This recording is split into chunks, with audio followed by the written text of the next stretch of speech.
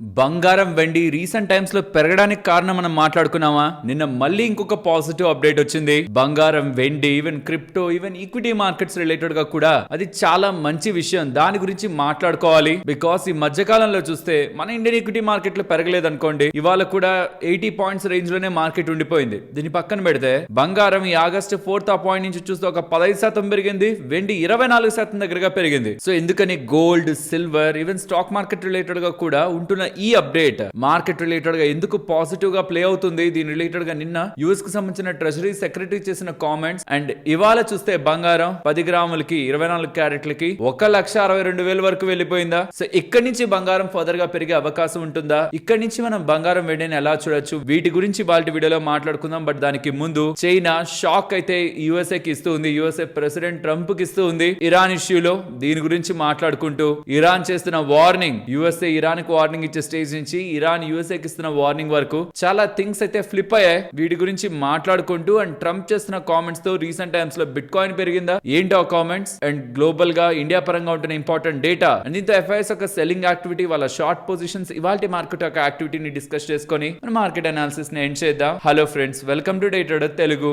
Good evening. అయితే video start చేసే ముందు క్రెడిట్ కార్డ్స్ రిలేటెడ్ గా last time American express video చేసిన తర్వాత ఇంకా ఈ స్పేస్ లో చాలా బెనిఫిట్స్, హోటల్స్, ఫ్లైట్స్ రిలేటెడ్ గా మనం ప్రాపర్ గా యూస్ చేస్తే ఫ్రీగా బుక్ చేసుకుని వెళ్ళగలిగేలా, మన నార్మల్ స్పెండింగ్స్ తోని వెళ్ళగలిగేలా చాలా రూట్స్ ఉంటున్నాయి. దాన్ని డీటెయిల్డ్ గా స్టడీ చేస్తే అడ్వాంటేజ్ ఉంటుంది అన్నప్పుడు నెక్స్ట్ పార్ట్ గురించి అడిగారు. బట్ లేటర్ విత్ టైం ఈ market analysis and other things లో నేను కొంత ఆక్యుపైడ్ గా ఉండడం కారణంగా దాని రిలేటెడ్ గా వీడియో చేయలేకపోయాను. బట్ మా అన్నయ్య దాని రిలేటెడ్ గా వీడియోస్ చేస్తానన్నారు. బట్ ఈ ఛానల్లో కాదు. ఆ channel link description comment section లో ఇస్తాను, వెళ్ళండి సబ్స్క్రైబ్ చేయండి అని నేను చెప్పను. ఒకసారి కంటెంట్ అయితే చూడండి, నచ్చితే ఎంకరేజ్ చేయండి. ఆ పర్టికులర్ స్పేస్ లో ఇంకా డీప్ గా వెళ్తూ specially flights, hotels, foreign trips, when ఇండియాలో ఏదైనా ప్లేస్ కు వెళ్తున్నా మనం ఎలా మన నార్మల్ స్పెండింగ్స్ ద్వారానే రివార్డ్ పాయింట్స్ ఎలా మనం వేరియస్ థింగ్స్ ని అన్లాక్ చేయొచ్చు అన్నది తను మీకు డీటెయిల్డ్ గా ఎక్స్ప్లెయిన్ చేస్తాడు. మీకు ఎలాంటి థింగ్స్ గురించి తెలుసుకోవాలనుకున్నా రేపటి వీడియో కామెంట్ సెక్షన్ లో క్లియర్ గా ఎక్స్ప్లెయిన్ చేయండి. ప్రాబ్లీ దాని రిలేటెడ్ గా కమింగ్ టైమ్స్ లో మీరు వీడియోస్ ని ఎక్స్పెక్ట్ చేయొచ్చు. ఆ ఛానల్ ఒక లింక్ డిస్క్రిప్షన్ కామెంట్ సెక్షన్ లో ఉంటుంది.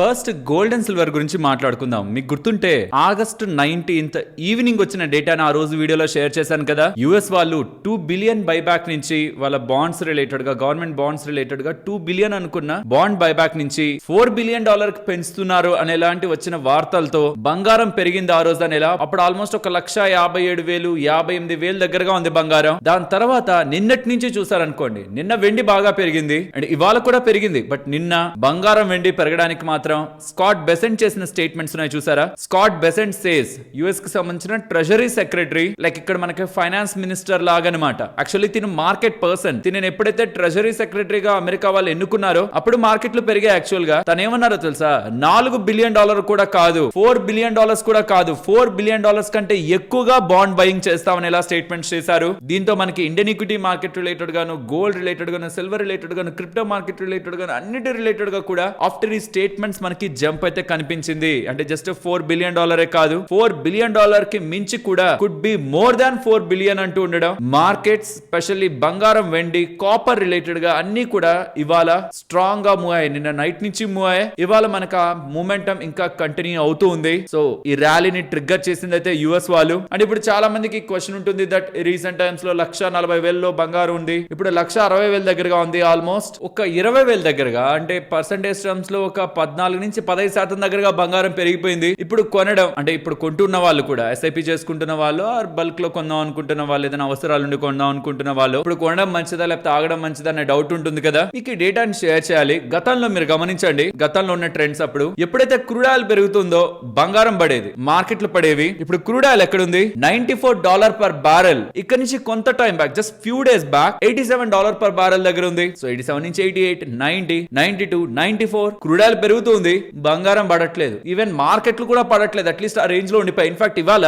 ఓవరాల్ బ్రాడర్ మార్కెట్స్ మీకు సెన్సెక్స్, నిఫ్టీ ఏదో కొంత మూవ్ అవ్వలేదులే. నిఫ్టీ ఓవరాల్ గా ఒక 80 పాయింట్స్ జోన్ లో ఉండిపోయింది, నారోలో ఉండిపోయింది అని అనుకుంటా. స్మాల్ క్యాప్ ఇవాళ 0.7% దగ్గరగా పెరిగింది. ఈక్విటీ మార్కెట్స్ బానే ఉన్నాయి, క్రూడ్ ఆయిల్ పెరుగుతున్నా. ఎందుకో మరి గ్లోబల్ గా ఉంటున్న టెన్షన్స్ ని బంగారం మార్కెట్లు పట్టించుకోవడం మానేసాయో. ఇన్ఫాక్ట్ నెగిటివ్ అప్డేట్స్ ఉన్నాయి, అందుకే క్రూడ్ ఆయిల్ పెరిగింది కూడా. దాని గురించి మాట్లాడుకుందాం. బట్ దాంతోనే స్టార్ట్ చేస్తే మన వాళ్ళకి బోర్ కొడుతూ ఉంది. ఇన్ఫాక్ట్ ఆ టాపిక్ నే కట్ చేయమంటున్నారు. యుఎస్ ఇరాన్ రిలేటెడ్ గా ఉన్న టెన్షన్స్ ని కట్ చేయండి, ఎంతసేపు అని మాట్లాడుకుంటాం, ఏదో ఒకటి జరిగాక చూద్దాంలే, ఇది కంటిన్యూస్ ఫాలో అయిపోద్దు అంటున్నారు. మీ ఒపీనియన్స్ ని కామెంట్ సెక్షన్ లో చెప్పండి. ఇన్ఫాక్ట్ దాన్ని చెప్పడానికే అసలు ఇంటర్నల్ గా ఏం జరుగుతుంది, ఎవరెవరు ఏం స్టేట్మెంట్స్ చేశారు, ఇప్పుడు ఇవాళ మీకు చైనా ఏమంటుంది, యుఎస్ కి సంబంధించిన ప్రెసిడెంట్ ఏమంటున్నారు, జేడీ వ్యాన్స్ వైస్ ప్రెసిడెంట్ ఏమంటున్నారు, ఇంటర్నల్ గా ఉంటున్న షిప్స్ డేటా, వీటన్నిటి గురించి ట్రాక్ చేయడానికి టైం పడుతూ ఉంటుంది. సో మీ ఒపీనియన్స్ ని తీసుకొని దాని తర్వాత ఎలా చేయాలో చూద్దాం. సో ఆ డేటా ఏం బాలేదు, క్రూడ్ ఆయిల్ పెరిగింది కానీ బంగారం పడట్లేదు. ఇన్ఫాక్ట్ మార్కెట్స్ కూడా దానికి తగినట్టు నెగిటివ్ గా రియాక్ట్ అవ్వట్లేదు. సో ఏదైతే ఇంపాక్ట్ ఈ క్రూడ్ ఆయిల్ కారణంగా వెస్ట్ ఏషియా వార్ లో ఏదైతే అన్సర్టినిటీ ఉందో ఆ ఒక ఇంపాక్ట్ మేబీ ఫ్యాక్టర్ అయ్యి అవి ఇండివిజువల్ గా ఇప్పుడు మూవ్ అవుతున్నాయి అనేది మేజర్ క్వశ్చన్. అండ్ ఎవరైతే ఇక్కడ నుంచి బంగారాన్ని భారీగా గతంలో చూసిన బయాస్ ఉంటుంది కదా, మనకి 1,00,000 దగ్గర చూసాం, 1,20,000, 1,50,000 ఇలా చూసుకుంటూ వచ్చాం. ఇప్పుడు ఎక్కడికి వెళ్ళిపోతుందో 2,50,000 వి డోంట్ నో. ఇలా ఎవరైతే ఎక్స్పెక్టేషన్స్ మైండ్ లో పెట్టుకున్నారో గుర్తుంచుకోండి, లాస్ట్ టైం వెళ్ళినప్పుడు దానికి రీజన్ సెంట్రల్ బ్యాంక్స్, ఇప్పుడు వెళ్ళాలన్నా దానికి రీజన్ సెంట్రల్ బ్యాంక్స్ అవ్వాలి. సెంట్రల్ బ్యాంక్స్ కొంటే హిడెన్ గా కొనలేవన్నమాట, అంటే ఎవరికి చెప్పకుండా కొనుక్కుంటూ వెళ్ళిపోలేవు. వరల్డ్ గోల్డ్ కౌన్సిల్ వాళ్ళు ఆ డేటాని పబ్లిష్ చేస్తారు. ఎస్, కొంత డిలేడ్ గా మనకి ఇన్ఫర్మేషన్ రావచ్చు, ఈ లోపు కొంత బంగారం ఆల్రెడీ పెరుగుండొచ్చు.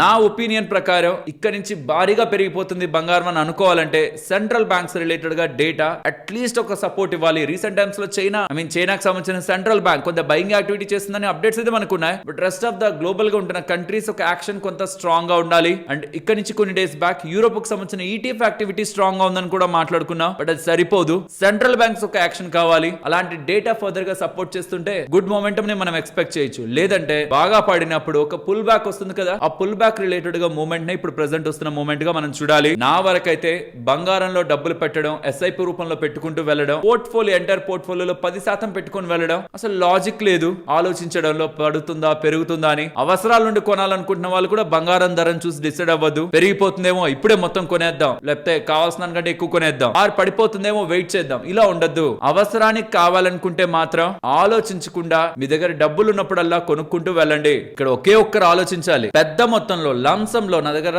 పెద్ద మొత్తంలో డబ్బులు ఉంది, అది బంగారంలో పెట్టేస్తాను, నెల 2 నెలల్లో లాభం వస్తుందా అంటే మాత్రం అది కంప్లీట్లీ స్పెక్యులేషన్ అవుతుంది. సెంట్రల్ బ్యాంక్స్ ఒక డేటా సపోర్ట్ చేస్తూ ఈ లిక్విడిటీ రిలేటెడ్ గా యూఎస్ వాళ్ళు చెప్తున్నారా, బాండ్ బయింగ్ రిలేటెడ్ గా ఇంకా పాజిటివ్ స్టేట్మెంట్స్ ఏదైనా చేస్తూ వెళ్తే మోర్ యాక్టివిటీని మనం ఎక్స్పెక్ట్ చేయొచ్చు. Actually Scott Besant buyback related గా మాత్రమే స్టేట్మెంట్ చేయలేదు, వాళ్ళ దగ్గర ఒక బిగ్ టూల్ కిట్ ఉందని చెప్తున్నారు. ఈ స్టేట్మెంట్స్ ఒకసారి చూడండి. We have a big tool kit, so we will see. అంటే జస్ట్ బైబ్యాక్ ఏనా, ఇంకేదైనా ఫిజికల్ డెఫిసిట్ రిలేటెడ్ గా కూడా ఏదైనా చర్యలు తీసుకుంటారా? ఫెడ్ రిలేటెడ్ గా ఇప్పటి వరకు గవర్నమెంట్ ఎక్స్పెక్ట్ చేసి అక్కడేం కదలకపోయేసరికి డైరెక్ట్ గా గవర్నమెంట్ రంగంలో దిగి ఈల్డ్స్ ని కంట్రోల్ చేసి అసెట్ క్లాసెస్ కి ఊరటనిచ్చే ప్రయత్నం చేస్తుందని స్కాట్ బెసెంట్ కూడా as a treasury secretary, markets related గా సెంటిమెంటల్ గా పాజిటివ్ గా ఉండే వ్యక్తి, తను తీసుకునే యాక్షన్స్ కూడా మార్కెట్స్ కి మంచిగానే ఉంటాయని ఎక్స్పెక్ట్ చేస్తారు. కాబట్టి దీని రిలేటెడ్ గా స్టేట్మెంట్స్ తర్వాత ఇంకా బంగారం వెండి ఈవెన్ మార్కెట్స్ రిలేటెడ్ గా కూడా కొంత పాజిటివ్ మొమెంటం అయితే కనిపించింది. ఎవరి దగ్గర పెద్ద మొత్తంలో డబ్బులు ఉండి బంగారంలో పెట్టాలనుకుంటుంటేనే ఎస్ఐపి చేసుకుంటున్నా for the long term return orientation లో గతంలో ఉంటున్న హిస్టారికల్ డేటాను చూస్తున్నప్పుడు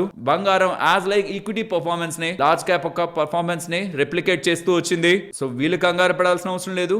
షార్ట్ టర్మ్ లో అవసరాల నుండి కొనాలనుకుంటున్న వాళ్ళు ఇక్కడ నుంచి పడుతుందా పెరుగుతుందా అని ఆలోచించద్దు. ఇది నేను ప్రతిసారి చెప్తూ వచ్చేదే. బట్ బల్క్ లో లంసమ్ గా పెట్టాలనుకుంటున్న వాళ్ళు మాత్రం కమింగ్ టైమ్స్ లో more liquidity actions and central banks buying ఒక డేటా ఇవి వస్తున్నప్పుడే బంగారం ఒక ప్రైస్ ఫర్దర్ గా పెరగడానికి మొమెంటం ని కూడగట్టుకోగలుగుతుంది. లేదంటే కన్సాలిడేషన్ లో ఉండే అవకాశం ఉంటుంది. ఈ రిస్క్ ను కూడా బల్క్ గా లంసమ్ లో పెడుతున్న వాళ్ళు మైండ్ లో ఉంచుకోవాలి. ఇప్పుడు ఇరాన్ యుఎస్ఏ గురించి మాట్లాడుకుందాం. మల్టిపుల్ స్టేట్మెంట్స్ ఉన్నాయి. యుఎస్ కి సంబంధించిన వైస్ ప్రెసిడెంట్ జేడీ వ్యాన్స్ ఉన్నారా, తను ఇరాన్ రిలేటెడ్ గా ఎకానమీ పరంగా పెడుతున్న ప్రెజర్స్ బెస్ట్ టూల్ అని అప్డేట్ చేస్తున్నారు. గతంలో ట్రంప్ కి కొంత విభేదించారనమాట. ట్రంప్ ఒక స్టేట్మెంట్ చేస్తే తిన ఒక స్టేట్మెంట్ తో కొంత చర్చలు జరిగాయి. కానీ ఇప్పుడు ట్రంప్ ఏం చెప్తున్నారో దానికి తను యాక్సెప్ట్ చేస్తున్నారు. ఆల్సో నేను చెప్పాను కదా, యుఎస్ వాళ్ళు ఒక సీక్రెట్ కారిడార్ ద్వారా ఆయిల్ ని ట్రాన్స్పోర్ట్ చేసుకుంటున్నారని జేడీ వ్యాన్స్ కూడా స్టేట్మెంట్స్ చేస్తున్నారు. ఇరాన్ స్ట్రైట్ ఆఫ్ హార్మోస్ దగ్గర బ్లాకేట్ చేస్తున్నా సరే 15 మిలియన్ బ్యారల్స్ పర్ డే దగ్గరగా మేము షిప్మెంట్ ని ట్రాన్స్పోర్టేషన్ ని చేసుకోగలుగుతున్నాం. ఇరాన్ వాళ్ళదేం కంప్లీట్ పవర్ లేదని ఎలాంటి స్టేట్మెంట్స్ ఇవి. మరి ఆ రూట్ ఏంటో ఇరాన్ వాళ్ళు ఫోకస్ చేసి దాని మీద యాక్షన్ తీసుకునే వరకు ఇలాంటి అప్డేట్స్ చేస్తూ ఉంటారేమో. 15 మిలియన్ బ్యారల్స్ పర్ డే కొంత చూడడానికి చిన్న నెంబర్ లోనే కనిపిస్తున్నా. ఇరాన్ ని దాటొస్తుంది ఆయిల్ అనేది. ఇరాన్ కొంత అవమానం. అండ్ చైనా షాక్ ఇచ్చిందని చెప్పానా, ఇదే రీసెంట్ టైమ్స్ లో యుఎస్ వాళ్ళు చైనాతో అండ్ మిగిలిన దేశాలతో చెప్తున్నది ఏంటి, ఇరాన్ రిలేటెడ్ గా రిస్ట్రిక్షన్స్ పెట్టండి, ఫైనాన్షియల్ ట్రాన్సాక్షన్స్ చేయొద్దు, వాళ్ళని కార్నర్ చేద్దాం, వాళ్ళ మీద శాంక్షన్స్ వేద్దాం, వాళ్ళని కిందకి లాగా స్ట్రైట్ ఆఫ్ హార్మజ్ ఓపెన్ చేద్దాం అని కదా. గతంలో చైనా వాళ్ళు ఏమన్నారు తెలుసా, మీరు గొడవకి దిక్కు ముందా స్ట్రైట్ ఆఫ్ హార్మజ్ ఓపెన్ లోనే ఉంది, మీరు వచ్చి గొడవ చేసి ఇప్పుడు స్ట్రైట్ ఆఫ్ హార్మజ్ ఓపెన్ అవడానికి మమ్మల్ని అందరినీ కలిసి రమ్మంటారేంటి, మీరు రాకముందు గొడవ చేయకముందు స్ట్రైట్ ఆఫ్ హార్మజ్ ఓపెన్ లోనే కదా ఉంది, మేము దీంట్లో తలదూర్చోని ఇలా గతంలో చైనా వాళ్ళు అన్నారు. ఇప్పుడు కూడా similar statements. China rejects Trump Iran threat. So ఎవరైనా ఇరాన్ తో డీల్స్ చేసుకుంటే వాళ్ళ మీద మేము టార్గెట్ చేస్తామని చెప్తుంటే మీరు ఏం చేయాలో చేసుకోండి, మేమైతే మేము చేయాల్సింది చేస్తూ ఉంటాం. ఇరాన్ రిలేటెడ్ గానే మనకి బీజింగ్ దగ్గర నుంచి చైనా దగ్గర నుంచి స్టేట్మెంట్స్ అయితే వస్తున్నాయి. సో టఫెస్ట్ శాంక్షన్స్ ఇరాన్ మీద వేస్తున్నాం అని చెప్తున్నారు. కానీ చైనా కానీ వెనక్కి తగ్గకపోతే ఈ శాంక్షన్స్ వల్ల రూపాయి ఉపయోగం లేదు. కాబట్టి చైనాని కూడా అమెరికా ప్రెస్ చేస్తూ ఉంది, స్ట్రైట్ ఆఫ్ హార్మజ్ ఓపెన్ అవ్వాలి కదా, మీ వంతుగా మీరు కూడా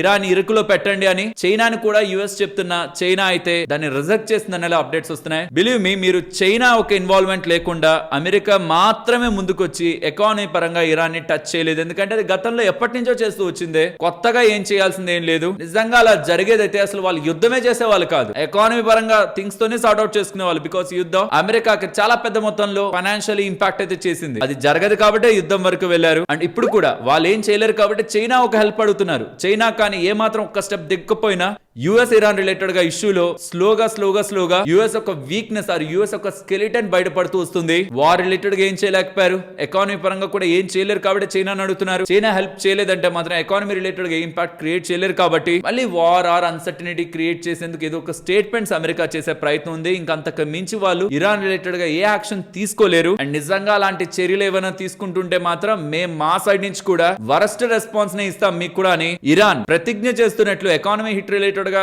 యుఎస్ వాళ్ళు మల్టిపుల్ స్టేట్మెంట్స్ చేస్తుంటే ఏం చేస్తారని ఇరాన్ వాళ్ళు కూడా కంగారు పడుతూ, ఎందుకంటే ఏం చేస్తారో యుఎస్ వాళ్ళు కూడా చెప్పట్లేదు. ఇప్పటి వరకు ఏ కంట్రీ మీద లేనట్టు తీసుకుంటా ఉంటున్నారు, ఏం తీసుకుంటారో వాళ్ళు చెప్పట్లేదు. బట్ అలా కానీ మమ్మల్ని ఇంపాక్ట్ చేసేలా ఏదైనా చేశారంటే మేము కూడా దానికి తగ్గ రీతిలోనే రెస్పాండ్ అవుతాం అనేలా ఇరాన్ వాళ్ళైతే స్టేట్మెంట్స్ చేశారు. అండ్ క్రిప్టో రిలేటెడ్ గా ట్రంప్ ఒక ఇంట్రెస్ట్ తెలిసిందే కదా, తను ప్రెసిడెంట్ అయినప్పటి నుంచి మల్టిపుల్ టైమ్స్ ఈ క్రిప్టో మార్కెట్ ని పంప్ చేయడానికి ప్రయత్నిస్తున్నారు. ఎందుకంటే తనకు సంబంధించిన అలైస్ అన్ని కూడా ఈ క్రిప్టో, క్రూడ్ ఆయిల్ వీటిలోనే ట్రేడింగ్ చేస్తూ సంపాదిస్తూ ఉంటాయి చాలా వరకు. తను చేసిన స్టేట్మెంట్ క్రిప్టో బిల్ రిలేటెడ్ గా ఫర్దర్ గా త్వరలో క్లియరెన్స్ తీసుకొస్తాననేసరికి స్పెషల్లీ సెనెట్ లో దాని ఓటింగ్ సెప్టెంబర్ 15 ఉంది, దాని రిలేటెడ్ గా అప్డేట్స్ చేస్తూ ఉండడం. బిట్ కాయిన్ లాస్ట్ 4 డేస్ లో 20% పెరిగింది అనమాట. క్రిప్టో రిలేటెడ్ గా అలాంటి వోల్టాలిటీ ట్రంప్ అయితే క్రియేట్ చేస్తూ ఉన్నాడు. గ్లోబల్ గా యూఎస్ఏ రిలేటెడ్ గా వాల్మార్ట్ కంపెనీ ఉంటుంది కదా, లైక్ ఇక్కడ మనకి డిమార్ట్ లాగా అనుకోండి, నాట్ ఎగ్జాక్ట్లీ అదొక డిఫరెంట్, ఇది ఒక different model, but anyway similar model అనుకోండి. వాల్మార్ట్ వాళ్ళ బిజినెస్ నెంబర్స్ వచ్చాయి లాస్ట్ 6 ఇయర్స్ లో లోయెస్ట్ నెంబర్స్ అనమాట. సో దాని రిలేటెడ్ గా ఉన్న మేనేజ్మెంట్ ఏం చెప్పిందో తెలుసా, లోయర్ ఇన్కమ్ వాళ్ళు ఉంటారు చూసారా, సో రీసెంట్ టైమ్స్ లో బయట ధరలన్నీ పెరుగుతునేసరికి వాళ్ళు కాన్షియస్ గా ఉన్నారు,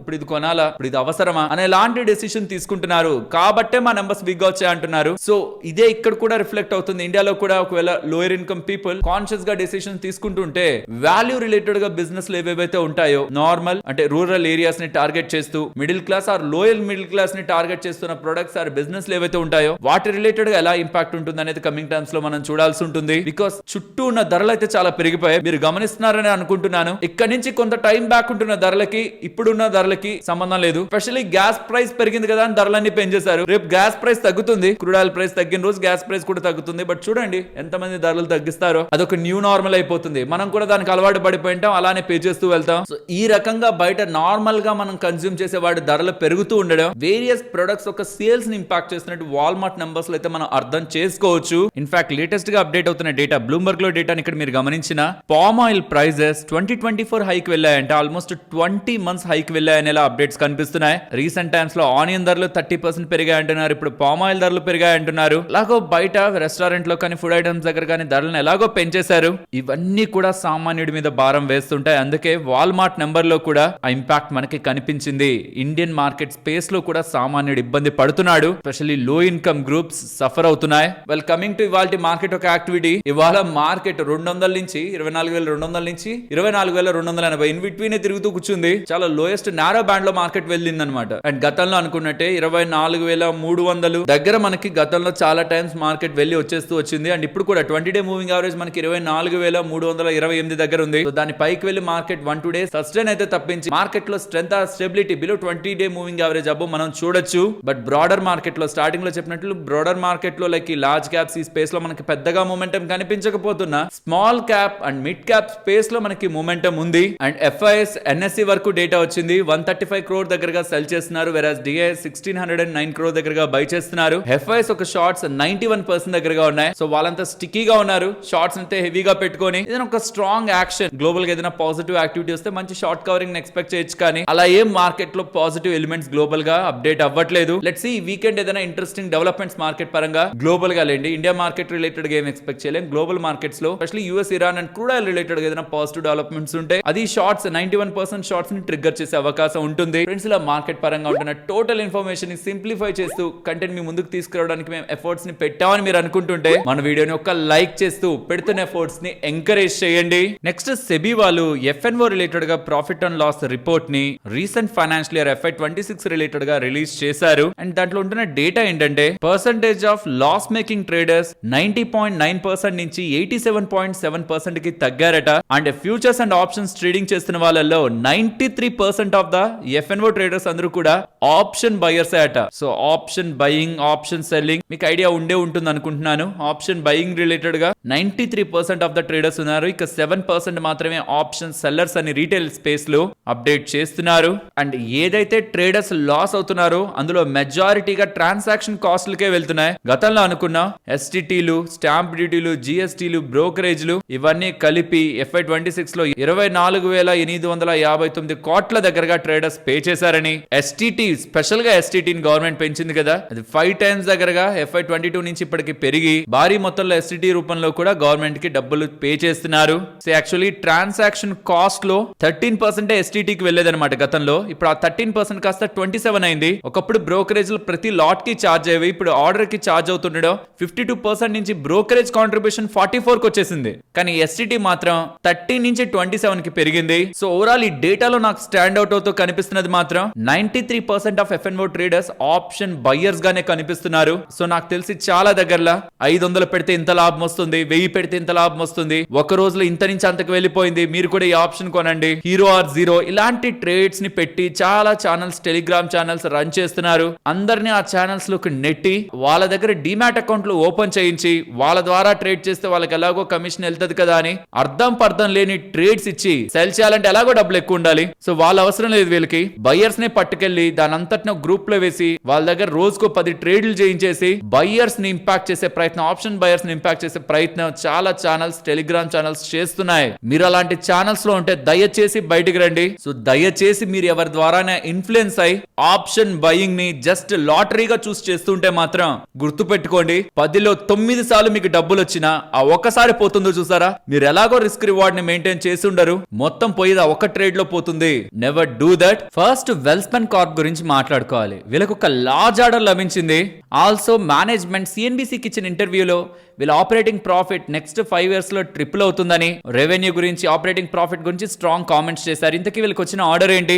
single ever largest order, $1.8 billion order, 17,200 crores విలువ చేసే ఆర్డర్. వీళ్ళ మార్కెట్ క్యాపిటల్ ఇవాళ 14% పెరిగిన తర్వాత 60,000 కోట్ల దగ్గరగా ఉంటుంది. అలాంటి వీళ్ళకి 17,000 కోట్ల ఆర్డర్ లభించింది for pipe supply. US manufacturing facility నుంచి వీళ్ళు ఇప్పుడు ఈ పైప్స్ ని సప్లై చేస్తారని, దీంతో వీళ్ళ ఆర్డర్ బుక్ $4.4 billion దగ్గరగా సుమారుగా 42,000 కోట్ల దగ్గరగా ఉందని అప్డేట్ చేశారు. వీళ్ళు గతంలోనే వీళ్ళ ఆపరేటింగ్ ప్రాఫిట్ కమింగ్ టైమ్స్ లో ఎలా గ్రో అవుతుందని ఎలా గైడెన్స్ ని ఇచ్చున్నారు. అప్పటికే స్టాక్ బానే పెరిగింది ఆఫ్టర్ ఆ స్టేట్మెంట్స్. బికాస్ మార్చ్ 2026 పాయింట్ లో చూసారంటే ఆల్మోస్ట్ $800 దగ్గరగా ఉండే కంపెనీ కాస్త ఇప్పుడు 2,200 దగ్గరగా ఉంది. After continuous market management updates తో రీరేట్ చేసుకుంటూ వచ్చింది. స్పెషల్లీ 3-4 years లో వీళ్ళ ఆపరేటింగ్ ప్రాఫిట్ 5,000 కోట్లకు వెళ్తుంది. ఆల్మోస్ట్ ట్రిపుల్ అవబోతుందని ఇలా స్టేట్మెంట్స్ కూడా మేనేజ్మెంట్ దగ్గరికి వచ్చాయి. బికాస్ ప్రెసెంట్ FY25 రిలేటెడ్ గా 1,800 crore, FY26 రిలేటెడ్ గా 2,371 crore దగ్గరగా ఆపరేటింగ్ ప్రాఫిట్ వీళ్ళకి రన్ అవుతూ ఉంది. అండ్ వీళ్ళకి ప్రెసెంట్ ఉన్న ఆర్డర్స్ 2030 వరకు విజిబిలిటీని బిజినెస్ రిలేటెడ్ గా ఇస్తాయి. నెట్ క్యాష్ కూడా FY24 తర్వాత అప్పుడు నెగిటివ్ గా ఉన్న వాళ్ళు కాస్త పాజిటివ్ గా టర్న్ అయ్యారు. ఈ రీసెంట్ టైమ్స్ లో ప్రమోటర్స్ కొంత వాటాను తగ్గించుకుంటున్నా, FIS పెద్ద మొత్తంలో పెంచుకున్నారు. అండ్ DIS కూడా భారీగా వాటాని పెంచుకోవడం జరిగింది.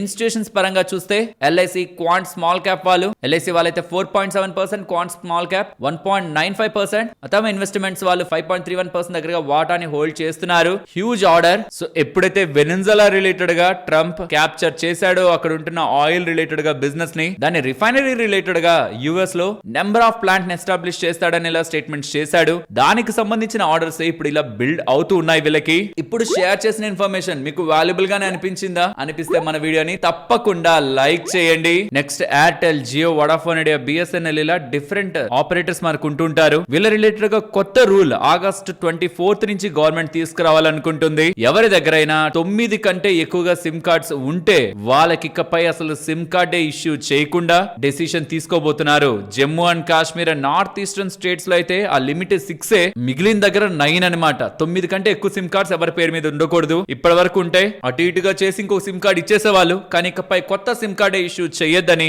ఆగస్ట్ 24 నుంచి అమలు చేయాలనేలా గవర్నమెంట్ చూస్తున్నట్లయితే కనిపిస్తుంది. సో ఇంతకీ మీ పేరు మీద అంటే మీ ఆధార్ మీద ఎన్ని సిమ్ కార్డ్స్ ఉంటాయి? నాకు తెలిసి ఒక 2-3 పెట్టుకోవడం కూడా కష్టం. ఎందుకంటే నెల ఖచ్చితంగా ఇంత రీఛార్జ్ చేయాలనేలా వాళ్ళు అంటుంటారు. సో 9 పెట్టుకున్నారంటే ఇక నెల రీఛార్జ్లకే బోల్డ్ అయిపోతుంది. అండ్ ఎవరు 9 సిమ్ కార్డ్స్ కంటే ఎక్కువ మెయింటైన్ చేస్తారన్నది కూడా క్వశ్చన్ మార్కే. ఒక రెగ్యులర్ నార్మల్ పర్సన్ ఇన్ని సిమ్ కార్డ్స్ అయితే మెయింటైన్ చేయలేడు. నెక్స్ట్ హెచ్ యాసిడ్ ప్రైజెస్ ని మీరు గమనించారంటే గతంతో కంపేర్ చేస్తే ప్రైజెస్ 28% దగ్గరగా పెరిగాయని. It's a key dye intermediate. దీని కారణంగా ఐఓఎల్ కెమికల్స్ రిలేటెడ్ గా అడ్వాంటేజ్ ఉంటుందని, ప్రొడక్ట్ ప్రైజెస్ 30-40% జంప్ అవడం కారణంగా ఐఓఎల్ వాళ్ళకి అడ్వాంటేజ్ ఉంటుందనేలా మనకి అప్డేట్స్ కనిపిస్తూ ఉన్నాయి. ఆల్సో దీని రిలేటెడ్ గా కిరీ ఇండస్ట్రీస్ కూడా అడ్వాంటేజ్ ఉంటుందని, one of the largest H acid producer global గా, కాబట్టి ఆ కంపెనీ కూడా అడ్వాంటేజ్ ఉంటుందనేలా సిఎన్బిసి యాంకర్ అయితే డేటాను షేర్ చేస్తున్నారు. గుర్తుంచుకోవాల్సింది చైనాలో ఉంటున్న కొంతమంది ప్లేయర్స్ దీని రిలేటెడ్ గా వాళ్ళ ప్లాంట్స్ ని షట్ డౌన్ చేశారు.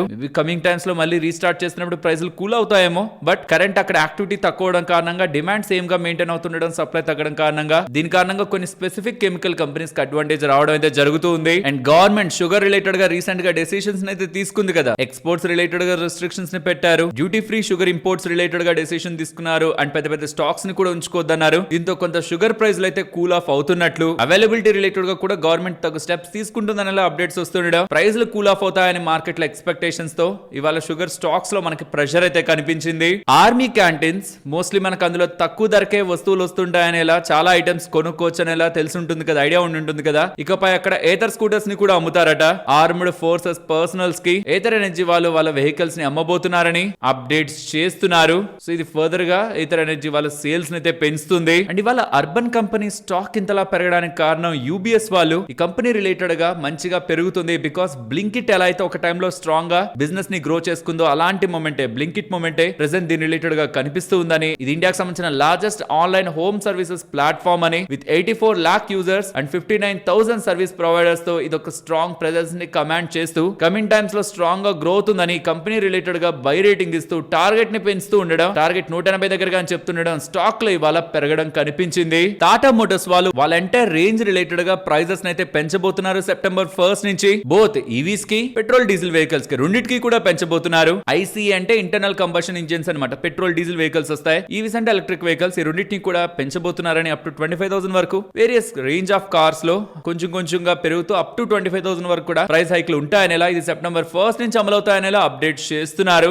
ఇది అఫీషియల్ గా టాటా మోటార్స్ సైడ్ నుంచి వచ్చిన అనౌన్స్మెంట్. ఫ్రెండ్స్, సిప్లా రిలేటెడ్ గా ఒక ఇంపార్టెంట్ అప్డేట్ అయితే కనిపిస్తుంది. వాళ్ళ యూనిట్ 4 రిలేటెడ్ గా ప్రెసెంట్ యుఎస్ఎఫ్డిఏ ఇన్స్పెక్షన్ జరుగుతుంది. వాళ్ళ పితాంపూర్ యూనిట్ ఇది. ఇక్కడ కానీ క్లియరెన్స్ కానీ వచ్చిందంటే ఇది కంపెనీ రిలేటెడ్ గా, ఈ ఫార్మా కంపెనీ రిలేటెడ్ గా చాలా మంచి విషయం. In fact last time conference call లో కూడా మేనేజ్మెంట్ క్లియర్ గా దీని రిలేటెడ్ గా వీళ్ళ డెవలప్మెంట్ ని పాజిటివ్ గా ఎక్స్పెక్ట్ చేసినట్లు, యుఎస్ఎఫ్డిఏ రిలేటెడ్ గా మంచి డెవలప్మెంట్ ఉంటుందని వాళ్ళ అబ్జర్వేషన్ చెప్పారు. ఓఏఐ అఫీషియల్ యాక్షన్ ఇండికేటెడ్ అన్నప్పుడు కంపెనీ పడింది. బట్ ఇప్పుడు ఒకవేళ ఇన్స్పెక్షన్ కంప్లీట్ అయి మొత్తం బాగుందంటే ఇది ఇన్వెస్టర్స్ మంచిగా చూడాల్సిన విషయం. ప్రెసెంట్ ఇన్స్పెక్షన్ అయితే కంటిన్యూ అవుతూ ఉంది. కమింగ్ టైమ్స్ లో మీరు దీని రిలేటెడ్ గా అప్డేట్ ని వింటారు. ఇక్కడ మీరు గమనించండి, కోకింగ్ కోల్ ప్రైజెస్ పెరిగినట్లు కనిపిస్తుందా? గ్లోబల్ గా coking coal prices more than 18% last 2 trading sessions లో పెరిగాయి. 2-year హై లెవెల్స్ కి కోకింగ్ కోల్ అయితే వెళ్తూ ఉంది. దీంతోనే ఇవాళ భారత్ కోకింగ్ కోల్ స్టాక్ పరంగా పెరిగింది. కమింగ్ టైమ్స్ లో కూడా ఈ పర్టికులర్ కోకింగ్ కోల్ ఒక ధరలు పెరుగుతూ ఉంటే అది భారత్ కోకింగ్ కోల్ రిలేటెడ్ గా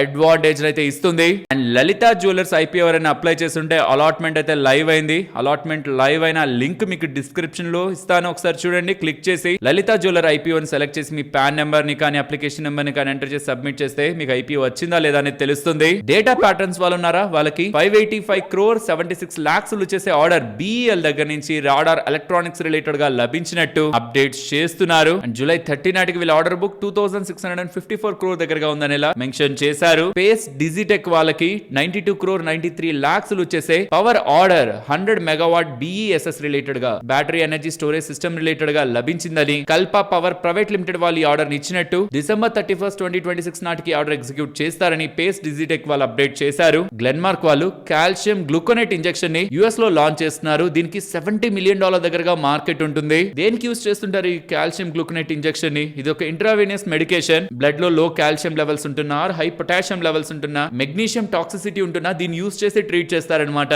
వీళ్ళ పోర్ట్ఫోలియోకి ఇంజెక్టబుల్ పోర్ట్ఫోలియోకి ఒక గుడ్ ఎడిషన్ జరుగుతూ ఉంది. నెట్వెబ్ టెక్నాలజీస్ వాళ్ళు QIP ని లాంచ్ చేశారా? దాంట్లో ఎవరెవరు పార్టిసిపేట్ చేశారన్న డేటా ఇక్కడ మీరు గమనించారంటే టోటల్ ఇష్యూలో ఐసిఐసిఐ ప్రుడెన్షియల్ ఫండ్స్ వాళ్ళే 16.67% దగ్గరగా తీసుకునేశారు. నెక్స్ట్ నోమురా వాళ్ళు 13%, గోల్డ్మాన్ సాక్స్ 11%, థింక్ ఇండియా వాళ్ళు 8%. గుడ్ పార్టిసిపేషన్ కనిపిస్తుంది. Good QIP data. రైల్టెల్ వాళ్ళకి 164.79 lakhs చేసే ఆర్డర్ వెస్టర్న్ కోల్ ఫీల్డ్స్ దగ్గర నుంచి లభించిందని, MPLS VPN నెట్వర్క్ ఉంటుందా దాన్ని ఎస్టాబ్లిష్ చేయడం కోసం వీళ్ళకి ఆర్డర్ లభించినట్టు 60 months లో దీన్ని ఎగ్జిక్యూట్ చేస్తారని అప్డేట్ చేశారు. సరే మరి నేను ఉండనా, మరొక ఇంట్రెస్టింగ్ వీడియోతో మళ్ళీ మీ ముందుకు వస్తాను. అంతవరకు టేక్ కేర్, జై హింద్.